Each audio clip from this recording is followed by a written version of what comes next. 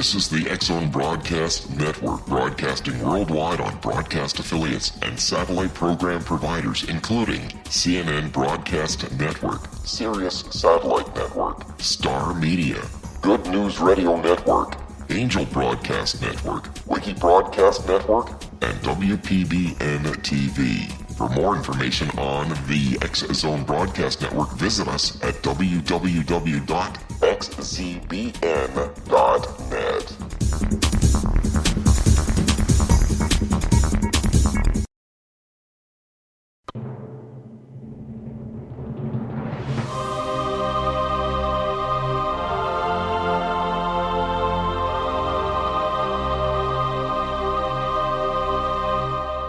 The Science of Magic with Gwilda Wiyaka is largely an opinion talk show. All opinions, comments, or statements of fact expressed by Gwilda Wiyaka's guests are strictly their own and are not to be construed as those of the Science of Magic or endorsed in any manner by Gwilda Wiyaka, Relmar McConnell Media Company, its affiliated networks, stations, or employees.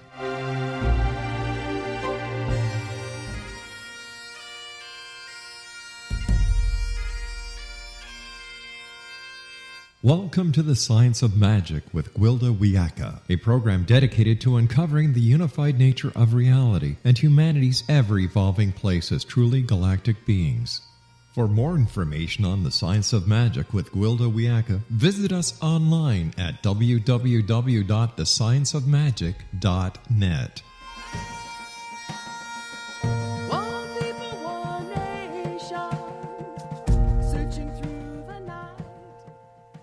Hi there, and welcome once again to the Science of Magic.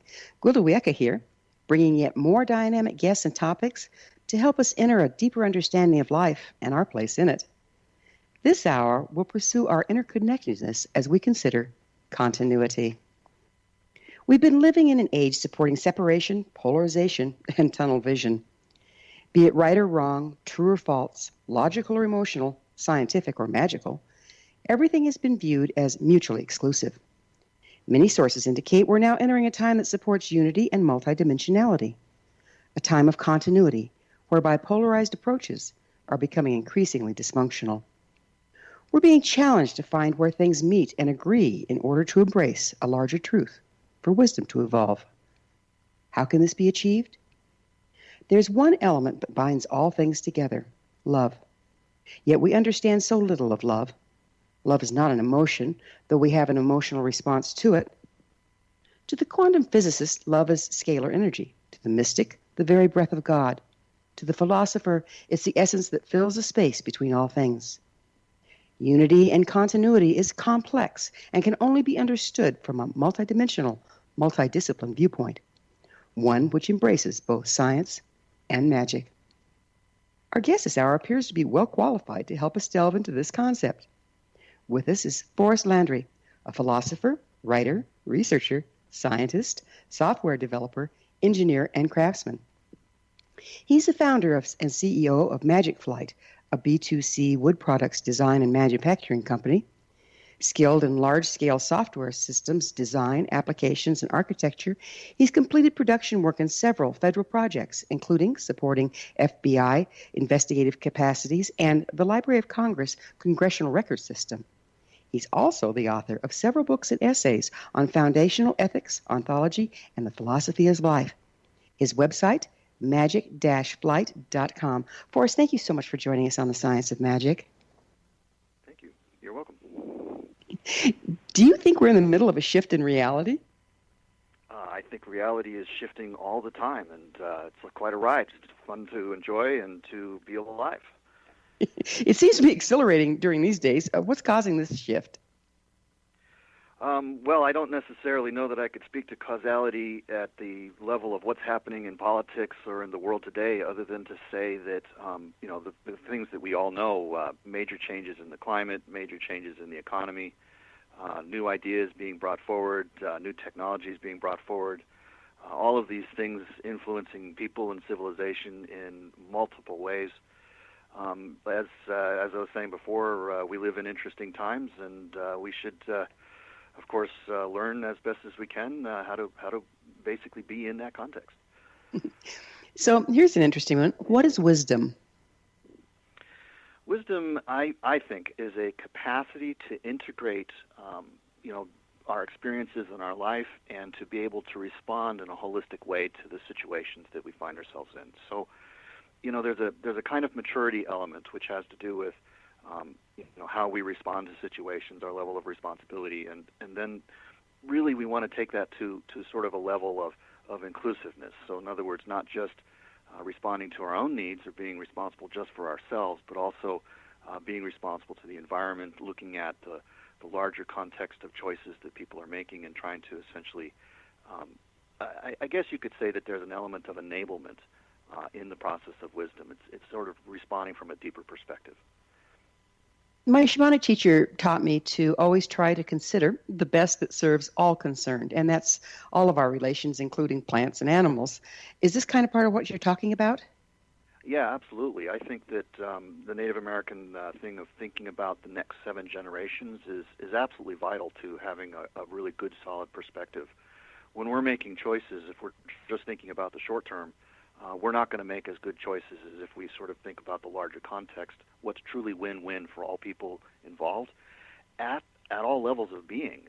So in other words, it's not that we have to make a choice that's either or. We basically want to make choices that are both and. Yeah, we're going to have to take a short break. Forrest and I will return shortly, so don't go away. You're listening to The Science of Magic. Our current episodes are aired daily on the X-Zone Broadcast Network, xzbn.net. Prior innovative episodes can be accessed free of charge on our website, thescienceofmagic.net. The Science of Magic is produced by Relma McConnell Media Company, Hamilton, Ontario, Canada.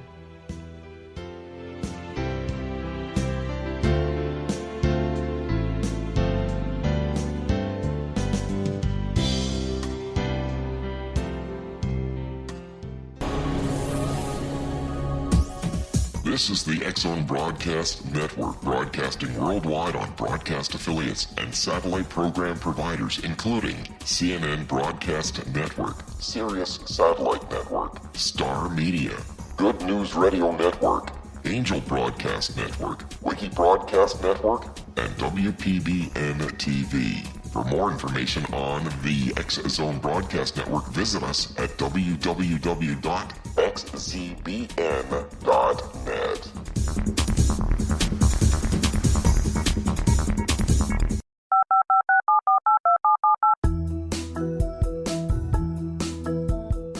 Did you know that when you're on the road with limited data or Wi-Fi, you can still listen to the X-Zone Radio Show with Rob McConnell, The Science of Magic with Gwilda Wiyaka, X-1, Dimension X, Space Patrol, and every minute of the X-Zone Broadcast Network by calling 213-401-0080, courtesy of Audio Now. No smartphone, app, or internet needed. It saves your data plan, and it's free if you have unlimited minutes. Call 213-401-0080 to listen on any phone, anytime, anywhere. Remember, 213-401-0080 for the best of the paranormal, parapsychology, and sci-fi radio programming anywhere, 24/7, 365.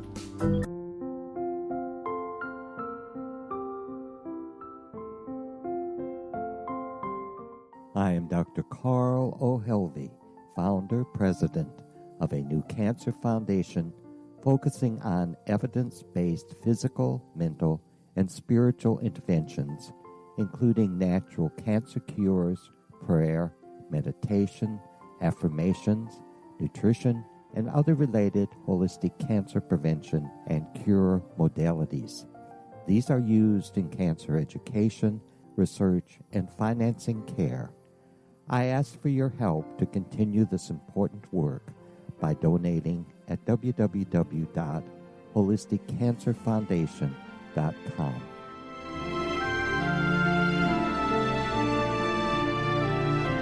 Hello, I'm Pete Marsh. With my daughter Justina, we will be presenting the new radio show, Too Good to Be True. If something seems too good to be true, it usually is. But with the help of Justina's amazing gifts, we're going to gain insight into questions that don't yet have complete answers. Have you wondered who built Stonehenge and for what reason? Why are crop circles found in the same region as Stonehenge and elsewhere? Are crop circles a hoax, or are they created with technologies that we have little knowledge of? Who built the pyramids in Egypt and also in other countries? How and why were they built? Was the Titanic switched with the Britannic as part of a gigantic insurance fraud, or for more insidious reasons? What caused the Tunguska event when trees were flattened over an 800 square mile area in Siberia? Will the new insights be too good to be true? Well, that will depend on what you are prepared to believe. Please join us as we start on this journey together. For more information on Too Good to Be True, visit www.xzbn.net. Little children aren't the only ones afraid of the dark. Millions of soldiers return from war zones with PTSD, anger, frustration, fear, and loneliness, much of which surfaces during the darkness of the night. You have the chance to change the lives of these American heroes. Songs and Stories for Soldiers.us provides free MP3 players for these men and women. With a list of 3 million songs in 16 different styles, 100,000 audiobooks, and 30,000 old-time radio programs, every veteran can find something to soothe and comfort them at no cost. All our players contain an 8-hour audio program designed to help veterans fall asleep. With 1,500 plus vets now participating, it's our goal to deliver 10,000 audio players this year. Go to our website at songsandstoriesforsoldiers.us. Help us help a veteran make it through the night.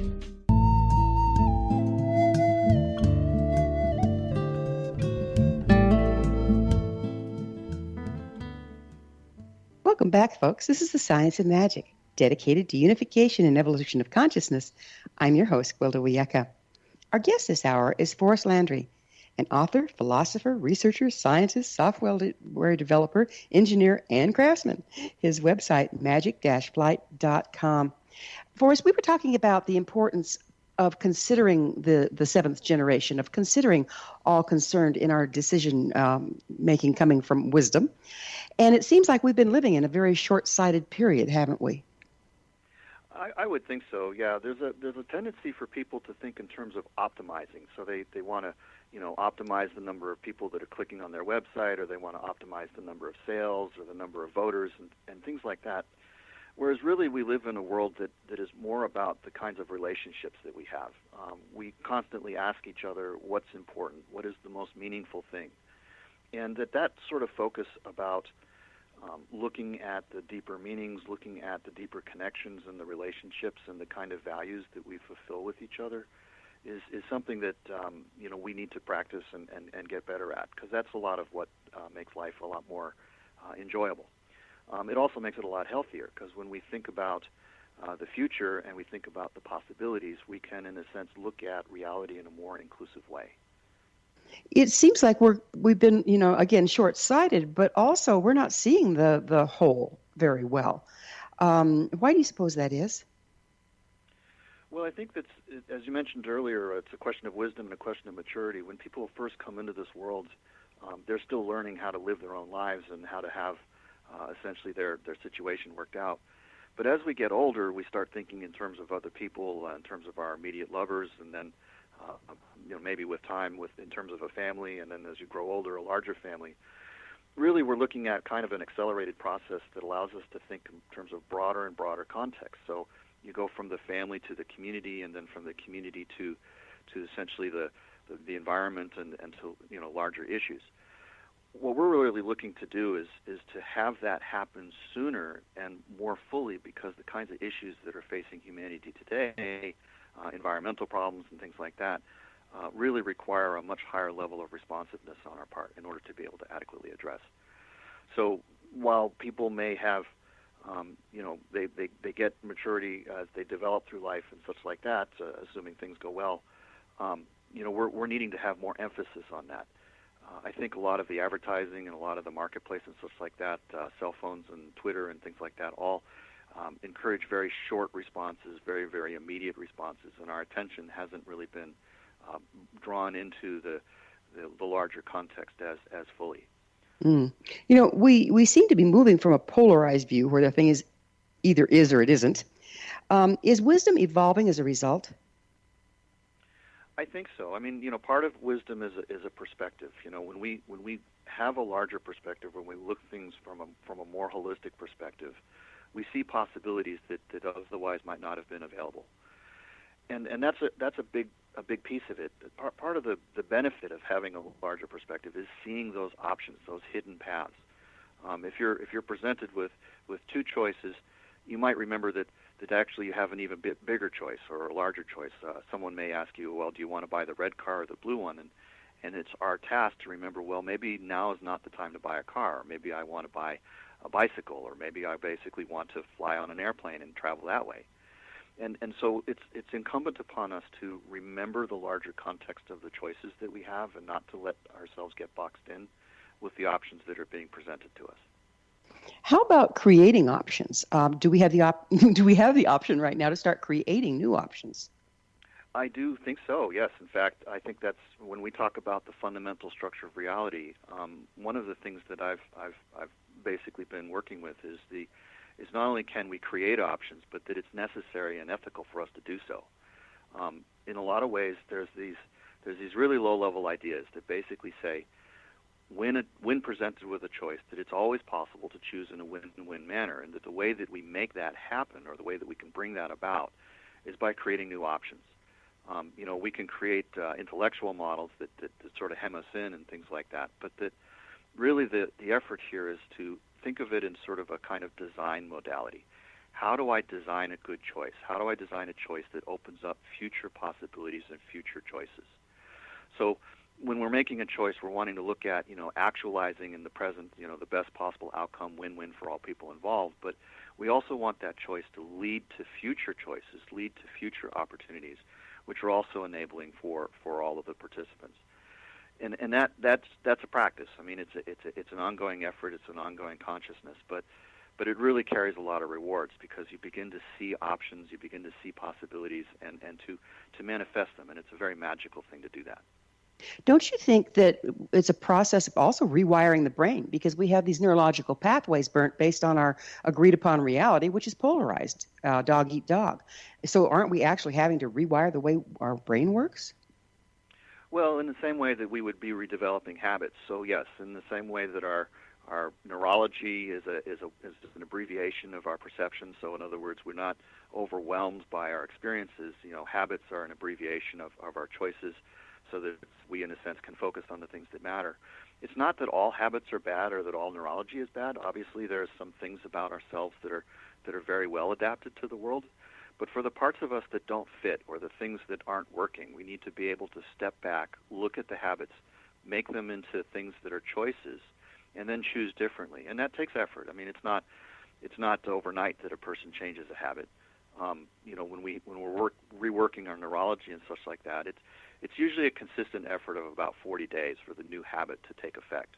Yeah, I call them subroutines. So like you have to dismantle one subroutine. You have to first become conscious of them, right? And then dismantle the ones that are no longer serving and choose which ones to build, so you still have a structure to come from. Exactly. And that whole process is very worthwhile. I mean, first of all, it gives us the option of replacing non-working subroutines with working ones. And when we do that, we want to think about the kinds of things that the old subroutine was functional for. I mean, sometimes we don't want to throw the baby out with the bathwater. We want to say, okay, well, what were the needs that this was serving, and how can we meet those needs, and also all these other needs at the same time and in a better way? So, it's not that we're trying to, wholesale just reject beliefs or habits or neurological patterns. We're basically trying to be conscious of how do we do good design? How do we create a method of interaction that is not only healthy for us but healthy for the environment? And there's no reason why we can't get both of those objectives at the same time. Forrest, what is ontology? It's actually ontology, and it's basically it's the study of the nature of being. So in other words, metaphysics in sort of the research or academic way is classically thought of as asking two really big questions. What is real, and how do we know? The what is real question is what we mean by ontology. And the how do we know is known by the term of epistemology. And between those two topics, we're really considering the essence of what metaphysics is about, at least as far as a research philosopher would think about it.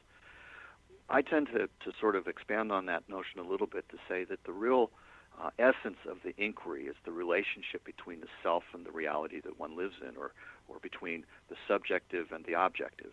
And that really what we're looking at is an inquiry into the fundamental nature, the basic pattern that is intrinsic to the relationship between self and reality, subjective and objective. And that by understanding that, we can understand things like the scientific method, we can understand about choice, about causality, and a whole host of other things. So it seems like the question itself that ontology brings up is that process that you were talking about, is re-examining, re-evaluating, reconsidering in order to let reality evolve. Is that true?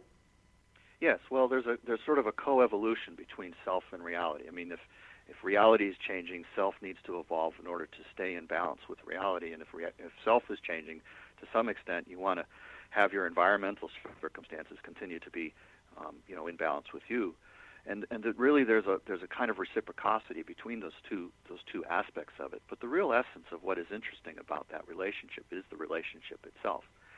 In the same way that when we're working on a relationship with another person, a lot of it has to do with the communication. How good is the communication? Do people understand one another? Is there relatedness going on?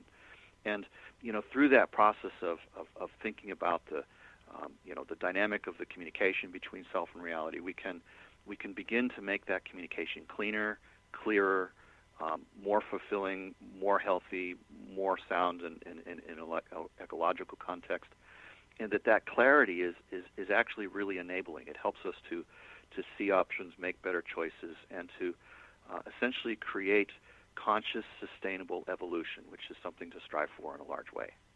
So you're talking about the relationship between ourself and our personal reality, and also the relationship between ourself and everything else out there? Yes. So in effect, you could think of it as, okay, everything outside of the surface of my skin I can think of as the world, and everything inside I can think of myself. But the position at which we put the relationship between self and reality is actually something of a variable. I mean, we can move the notion of self and have it be more inclusive or less inclusive depending upon what makes sense for the kind of context that we're thinking in, the choices that we're making. Some of this gets kind of abstract pretty quickly, but the main thing that we're really looking at is, if I want to change a habit, I have to first identify it as a habit in order to make it something that I can be conscious of choosing.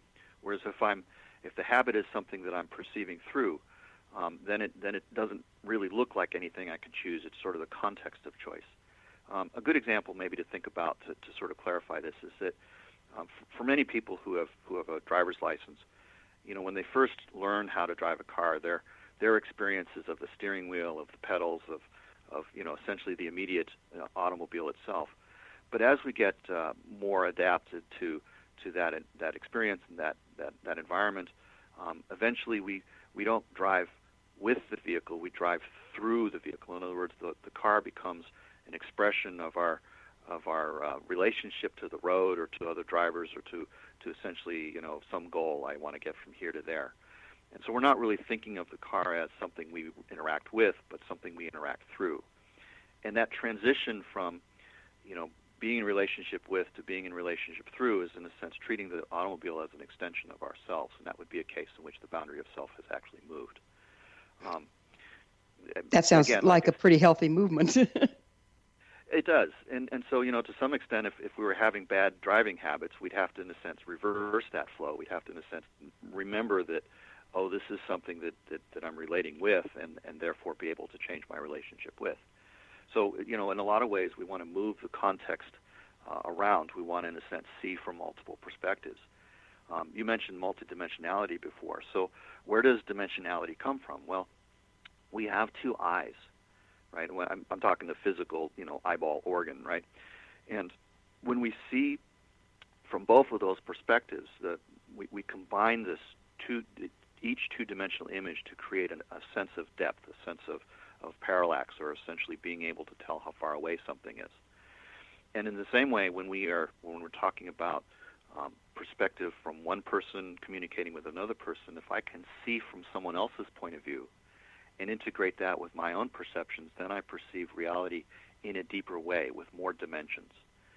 So in a lot of ways, it's actually quite interesting to have conversations with people where you can gain. I'm going to have to pick up on the other side with this subject, and I do want to do that. It's great.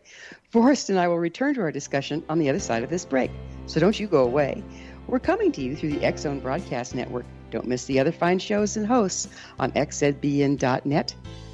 You're listening to The Science of Magic, thescienceofmagic.net.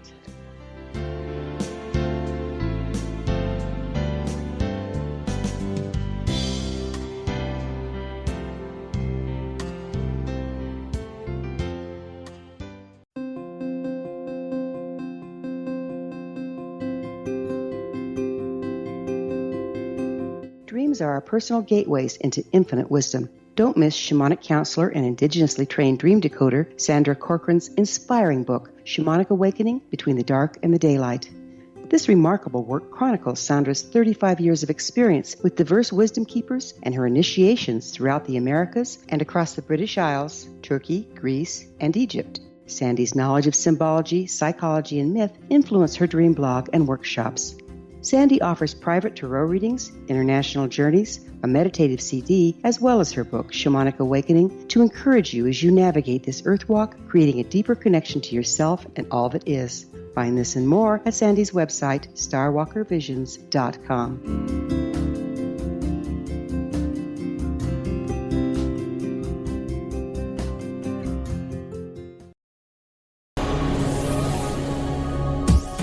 This is the X Zone Broadcast Network, broadcasting worldwide on broadcast affiliates and satellite program providers, including CNN Broadcast Network, Sirius Satellite Network, Star Media, Good News Radio Network, Angel Broadcast Network, Wiki Broadcast Network, and WPBN TV. For more information on the X Zone Broadcast Network, visit us at www.xzbn.net.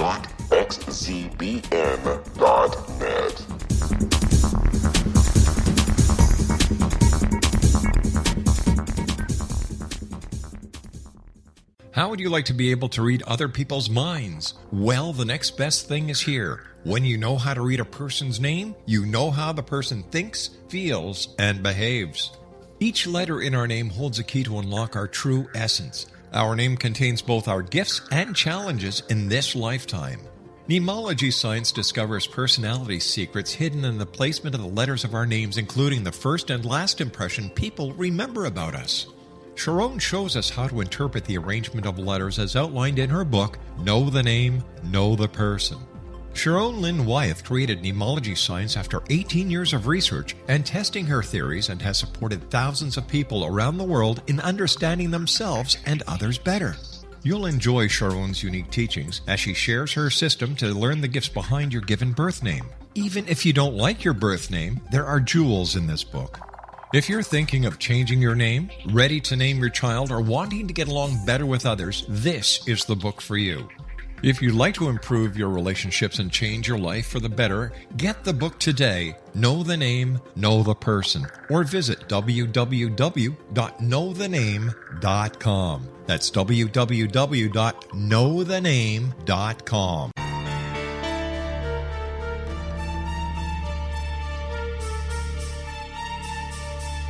Hello, I'm Justina Marsh, and with my dad Pete, we are going to present a new show called Too Good to Be True. Together, we are aiming to discover more truths about this world and beyond. Do you have unanswered questions about the world? Do you ever wonder about aliens, conspiracy theories, or the universe?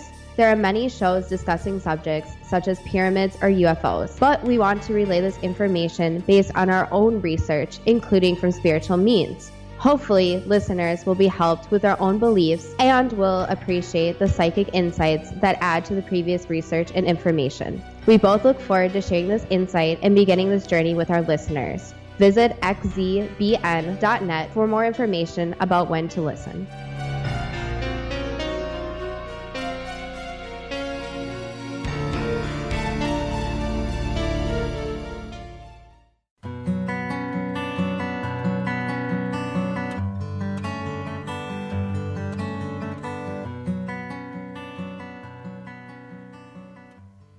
Welcome back. This is The Science of Magic, a place where magic and science come together to promote enlightenment. I'm your host, Gwilda Wiyaka.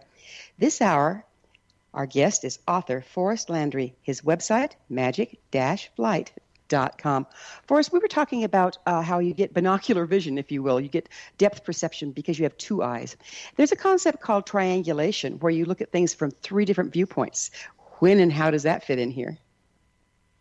Well, it does. I mean, it's basically the combining of multiple viewpoints creates an increasing depth. So the more viewpoints that we can bring together, more than just two, the greater level of dimensionality and depth that is available. Every single pairing between two different viewpoints contributes another dimension. And so if I have three viewpoints, then I have essentially three new dimensions because there's three pairs. If I add four viewpoints, then I get even more possible pairings. And so the level of dimensionality increases geometrically in proportion to the number of combined viewpoints. And really there is a kind of sensitivity. I mean, we want to have those viewpoints well combined. In other words, there's a sense of allowing another person's point of view to be truly authentically theirs, and really being honest and understanding your own viewpoint, having a good sense of knowledge of self, and then being able to synthesize or to bring together those multiple viewpoints in a way that creates coherency, creates a kind of perspective that is inclusive of those. And this is a very powerful technique. Isn't that what you're doing by combining all these different things that you're in? From philosophy to ontology. Isn't that part of what you're doing as well? Yes, I enjoy many different aspects of life, and being able to think about things from a craftsman point of view, from a sort of information science point of view, from a very theoretical point of view in terms of mathematics or physics.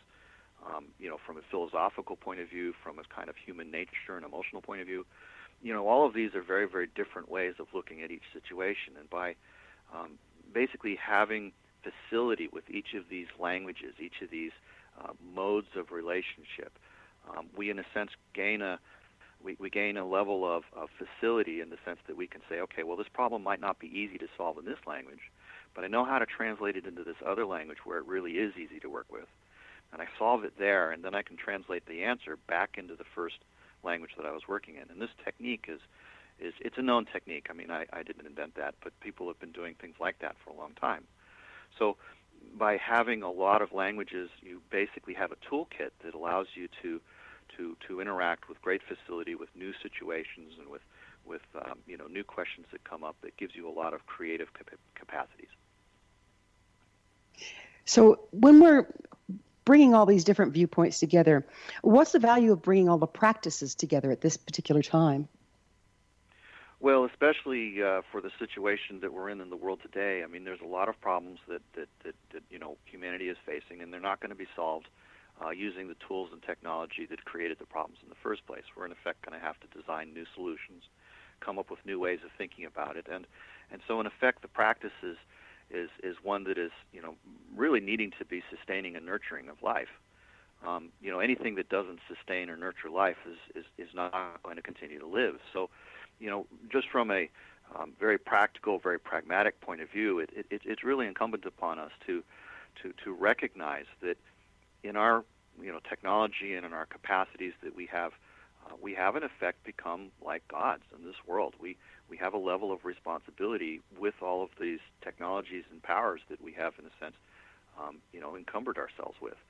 And so, in effect, we need to be more responsible. We need to be more conscious of the impact of what we're doing. We need to think longer about, the kinds of choices we're making and the kind of impacts they're going to have, and think of what kinds of choices can we make today that will facilitate a more graceful future. My partner basically says, be kind to your future self. And, in the sense, in a larger context, not only do we need to do that individually, but we as a planet, as a species, need to be kind to our future self. Absolutely, we do. What is research metaphysics? So basically, the whole idea is, as I mentioned earlier, is essentially an inquiry into the relationship between self and reality. So on one level, we're looking at it from a theoretical point of view, but on another level, we're looking at it at a very practical point of view. So we're trying to understand what are the essential nature of the relationship between self and reality, and things we find out, like, for example, in the English language, we tend to take the word existence to be real and to be objective as if they were synonymous. But as we investigate, we discover that these terms are actually used in different ways, and that there's really a distinction between them, and that the notion of to be real is actually, in a certain sense, more primal than the notion of to exist or to be objective. And you say, well, okay, that's maybe a technical thing, but what it does is that clarity allows us to ask different questions. So in effect, we move to the level of thinking about choice, change, and causality as the foundation of the real. And then we can start thinking about things like, well, what is the relationship between choice and determinism as it comes up in sort of philosophical foundations of science thinking.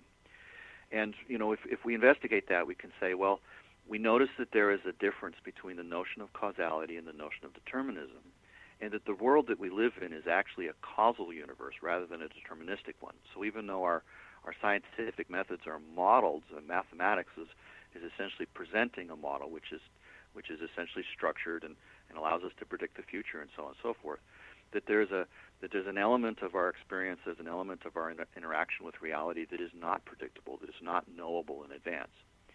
And so, we've explored that with quantum mechanics, and we've explored that with, essentially sort of the kind of nonlinear, chaotic kind of phenomena such as weather and things like that. And so we're beginning to understand a little bit more about our relationship with reality in terms of time and the fundamental ideas that compose the very foundations of science. That whole area of investigation is what we mean by research metaphysics. Okay. Could you speak to the relationship between physics, metaphysics, and philosophy? So physics is essentially, there's three different kinds of questions. So physics is an answer to a why type question. So we ask, well, why does this happen or why does that happen? So, and we come up with models. So physics is essentially, an answer to a why question. Metaphysics is actually asking a different question, and a somewhat deeper one. Its main question is what? So metaphysics isn't really about trying to answer why something happens. It's just trying to describe the nature of what these concepts are. So, for example, when we say, okay, something is real, or what do we mean by the notion of choice, or what do we mean by the notion of causality, it's not just a semantic exercise. It's more about the relationship between the concepts. So in a sense, what we're trying to do is we're trying to find out what are the deepest concepts that essentially underlie things like the scientific method or the notions of time and space and probability, and how do we understand the relationships between those concepts, and what do those relationships actually consist of? How clear can we make our understanding of those relationships? Philosophy, in contrast to metaphysics, is essentially asking actually somewhat broader questions. So, traditionally philosophy would be just the study or the love of kind of the knowledge of, how to live a good life and things like that. And it's usually regarded as consisting of topics like ethics, aesthetics, and ethics being, what is a choice that's a good choice? And aesthetics would be, what is a choice that's a beautiful choice? So, if we take a look at metaphysics, we're looking at, what is reality and how do we know anything about reality? How do we know anything at all? Whereas when we go to philosophy, we're looking at a more practical human relationship kind of perspective of how do I personally live a good life? What is the nature by which I experience the world, and how do I integrate myself into it, and how do I integrate my experiences into myself?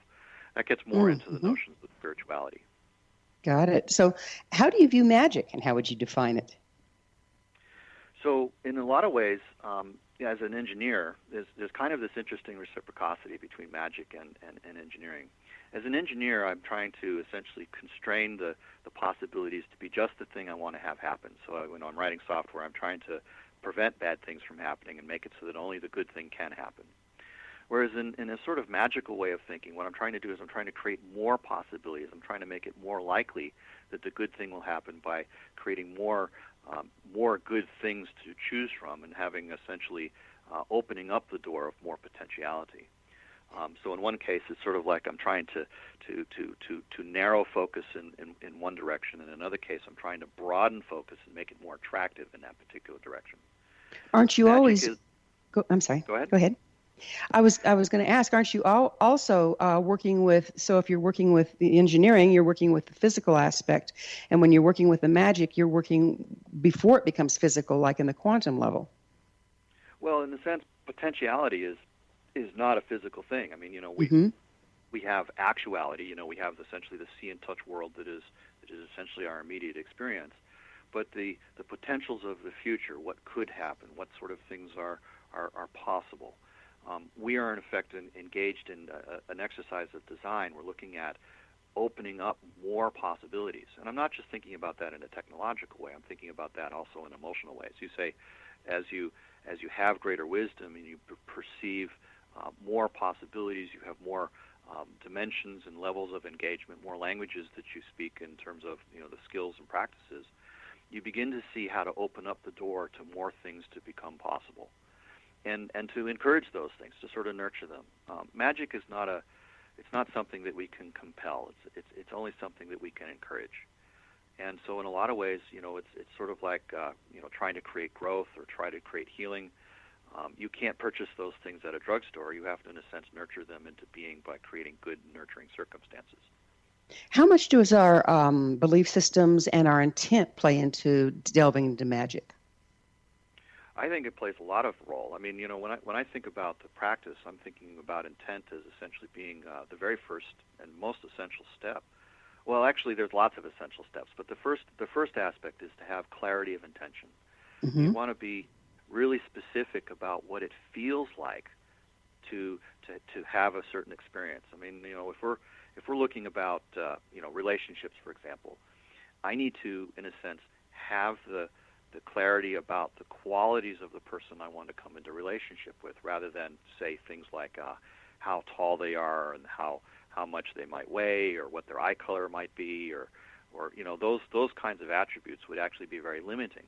Whereas if you're talking about qualities of experience and you become really, really clear about that, then in effect what you've done is you've allowed the form of how that experience may come into your life to essentially be open. It's sort of like you make a deal with the universe. You say, okay, I'm going to pick how it feels, and you can pick how it shows up. And the clearer you are about how it feels, the simpler it's going to be for it to show up. So it's an act of envisioning what you want or designing it in the imagination. And I've heard that if you can't imagine it, you can't create it. That's true. And the thing is that in effect what we're looking is to have a clear feeling. So we're trying to imagine the experience as we receive it.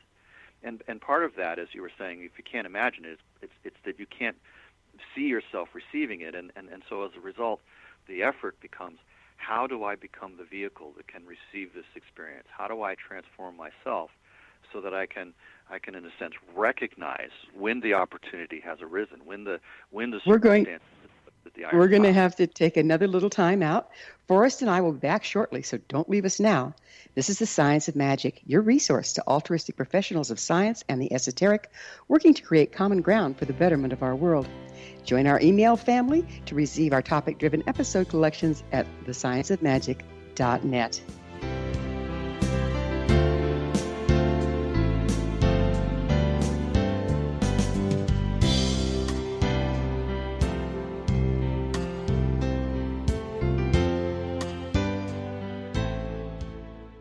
Hi everyone, Rob McConnell here, and I wanted to spend a moment on internet streaming. Everybody has heard about internet streaming, but not many know much about it. Did you know the internet streams just about everything? Movies. From new releases to old classics. TV shows. Almost every show, every episode, and much more. But the question has always been, how do you do it? Well now, thanks to the folks at 123 Ready TV, I have the answer for you. They have developed a simple program app, 123 Ready TV, that you install on your Windows PC, Android smartphone, or Android tablet that can have you streaming like a pro in less than 5 minutes. You truly won't believe how much is available or how easy it is to do until you try. And for a one-time cost of only $19.99, this product is a real winner. To learn more about 123 Ready TV, visit our website at www.xzbn.net. This is the X-Zone Broadcast Network, broadcasting worldwide on broadcast affiliates and satellite program providers, including CNN Broadcast Network, Sirius Satellite Network, Star Media, Good News Radio Network, Angel Broadcast Network, Wiki Broadcast Network, and WPBN TV. For more information on the X-Zone Broadcast Network, visit us at www.xzbn.net.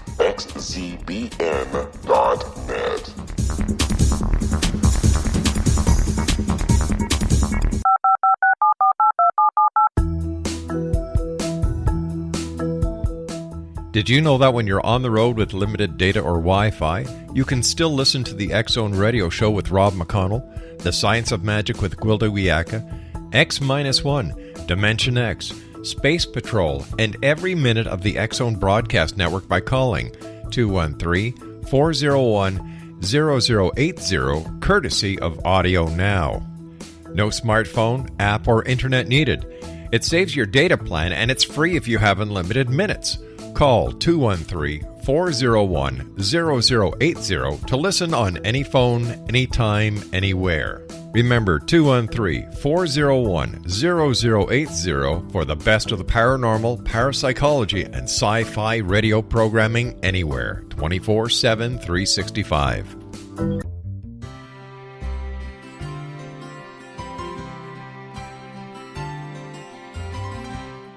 True healing must address 4 levels: physical, emotional, mental, and spiritual, for us to live joyful and productive lives. We tend to treat 3 of the 4, leaving the spiritual languishing. If you're tired of the same dysfunctional patterns cropping up in your life, Soul Balancing is for you. Trixie Phelps, owner and founder of Soul Balancing, is a naturally gifted energy healer trained in numerous esoteric forms, including shamanism. Trixie has created a powerful modality that safely and effectively clears your energetic field. A soul balancing session can remove interference, heal trauma, and restore your hope. Contact Trixie for a life-changing long-distance session today, www.soulbalancing.world.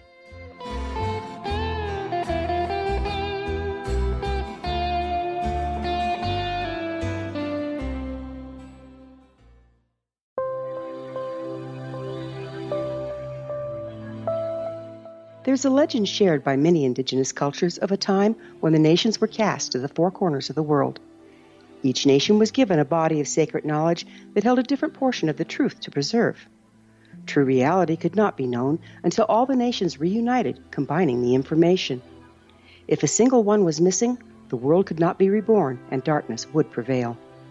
The Science of Magic Radio is dedicated to reuniting the sacred knowledge.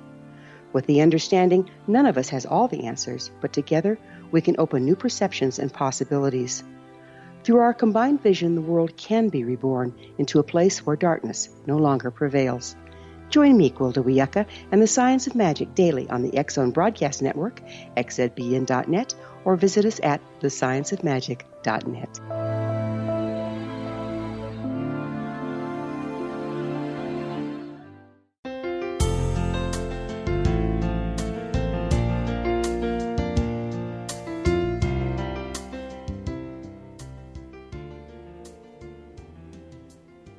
Welcome back. This is the Science of Magic, bringing together gifted people of service to the world. I'm your host, Gwilda Wiyaka. What's up in your world? Email me at info@thescienceofmagic.net and suggest a topic that's on your mind. You're probably not the only one interested. Again, our guest this hour is Forrest Landry. His website, magic-flight.com. Forrest, we've been pondering very heady things for the first part of this program. Let's go into love. What can you tell me about love? So basically, love is that which enables choice. And this is a very, very, very, very specific practice. When we say we love another person, the highest meaning of that is to essentially say, I'm choosing in a way that enables your choices. I don't want to choose on behalf of you. I don't want to limit your choices. I want you to become the most complete, most alive, most creative and vibrant and fulfilled version of yourself that is possible. And in doing that, I get to know who you are. I get to know more of the creature that you are and that you can become. So when we say that we love another person, we're really talking about a very deep knowledge of ourselves and of them, and basically wanting to enable them to become more alive. So the notion of enabling choice is very, very fundamental to this idea. And there's a lot of different ramifications to that. So, for example, when we're talking about how a parent might love a child, we're looking at a situation where the parent knows that someday that child is going to become an adult, and that the best way that we can serve them, the best way that we can enable them to have a healthy and fulfilled life is to encourage wisdom in them, to encourage them to be aware of the choices and to make good choices. And we can't do that by making the choices for them. We can only do that by essentially nurturing their capacity to choose. And obviously this is a very gradual thing. You don't want to put too many choices in front of a person too quickly, but you want to basically do it in a way that is integrated with their current situation, with their current level of health and awareness, and that really when we're talking about enabling choice, we're really implementing the practice of love. And so this is a different way of thinking about it. It's not necessarily grounded in just how one feels or the emotions that one has or some sort of particularly poetic way of looking at it, but it's a very, very clear way of thinking about it. When I'm wondering whether or not someone's loving me, I can think about, are they trying to limit who I am, or are they trying to enable who I am? And if I get the sense that it's an enabling thing, then I'm going to have the experience. I'm going to have the feeling of being loved. And the way that I create that in other people, like I said, is essentially to create choice, to create options, to create things which are nurturing to them and to their well-being. And this scales to all sorts of levels. For instance, we could think about the relationship between, say, a government and the people. What is the function of government? What is it for? Well, ultimately, fundamentally, it's really about protecting the land and the people. And that if we have a really enlightened government, we're looking at something that is not just protecting them; it's actually helping them to thrive. It's helping people to live fulfilled lives. It's helping to create a sort of ecology that is preserving for future generations, and so that they can, in a sense, have fulfilled lives. There's this notion of love as that which enables choice is truly a key touchstone as to what is the essential idea of what we mean by that term. So if we get down more into the energetics of it, is love an emotion, or do we have an emotional response to its frequency?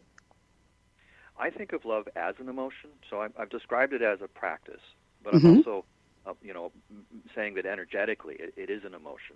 It's essentially a flow of energy. So in a lot of ways we can think of it as kind of like this cloud of energy that is permeating all things, and that when we're basically trying to show love to another person, what we do is we tap into this field of potentialities, and we take some of the potentials that we experience, some of the energies that we experience there, and we focus it in the direction of another person. We bring it to a kind of a clarity to essentially enable another person. But it starts off as an emotional experience. Well, at least I'm saying that there's an energetic element to it. I mean, any time that we're expressing an energy, any time that we're making a choice, we're in a sense, moving energy from the inside, from the subjective, into the outside world, into the objective. And so in a lot of ways, yeah. When we're letting love move through us into the world, loving others, loving our environment, what effect does that have on the world at large? Well, the first thing I wanted to say is that to allow love to move through oneself, clarity is essential, right? The more that we can create clarity in ourselves, the more clean and pure and supportive our love actually is. When that clarity manifests in the world, it manifests as a kind of a light. It manifests as a kind of enablement. And so, as a sense, what happens is that the increased potentialities in the world lead to an actuality that is more fulfilling, because obviously that's the whole point. I mean, if we weren't loving very well, the world itself would not improve. It wouldn't necessarily become a better place. It's kind of cliche as a manufacturer or as a business owner to say, hey, I want to change the world. Whereas really what we're looking at is helping other people. We're looking at creating essentially lives that are easier, more fulfilled, more alive, and of course that is making the world a better place. So, it's not difficult to hypothesize that, by thinking about sustaining conscious, conscious sustainable evolution. We're looking at, essentially helping the world to be healthier. Mm. Would you speak to the importance of the unity of heart and mind, particularly at this time? So when we act as a whole self, the effectiveness that we have, the level of influence, the level of impact that we have in the world is greatly increased. So, for instance, if we're acting as a whole being, heart, mind, and body, if we're in a sense all aligned, moving in the same direction, then that becomes a very powerful force, a very organized. The more coherent I am, the more that all of the aspects of my being are in alignment, the more that coherency leads to potentiality, leads to a kind of magical capacity to create more options. When the self is divided, when the heart's moving in one direction and the mind's moving in another, and the council of being is essentially divided, one's effectiveness in the world is greatly diminished. It's not in proportion. It's like a logarithmic or an exponential effect. If I'm divided in half and conflicted in my own sense, my effectiveness in the world is much less than half the influence. Whereas if I'm unified as a being, or better, if I'm in coherency with other people, and we're all together moving as a group, then the level of change that can be created, the level of potentiality that's available is enormous, much, much greater than the sum of the parts. So you see love as unifying, as the essence that unifies all things? It allows us to come together in a coherent way. It allows us to, in a sense, be not only able to cooperate, but to have the maturity and the vision to see what sort of changes, what sort of things we want to encourage, what sort of things that are actually right, a win-win choice to make in the world. And, that's really easy to get behind. I mean, if we're talking about unconditional love, we have to, in a sense, enable unconditional acceptance. And that's a reciprocal process in ourselves as well as in other people. Mm. Obviously, if we create that kind of outcome, there's no question that people are going to be happy here. On a philosophical level, all of this is very simple. When we're getting down to the actual practices of it, of course, the real essence of it, like I said, is creating clarity. How do I become clear? And the more clear I am, the more that I can let the light through. I can in a sense let the openness happen. Yeah, I have a saying: the light is only as clear as the window through which it shines. It's all about clarity, isn't it? Exactly. So what's next for you, Forrest? What do you believe your service is to the world? Well, as you've probably noticed, I basically am trying to enable the world to be a better place. And my particular idea of that is to have, my focus, I guess, the specific thing that I'm particularly enthusiastic about, is the relationship between man and nature in terms of how we create health in the trees particularly. My name is Forrest, so I have a particular reverence for trees. I have a particular reverence for the forest. And so a lot of what I'm interested in is, in a sense, creating healthier ecosystems. And that's been sort of the focus of why I've developed all this philosophy, why I think about these issues, and how I bring business practices together and all that. So it's my head just opened up when you said that.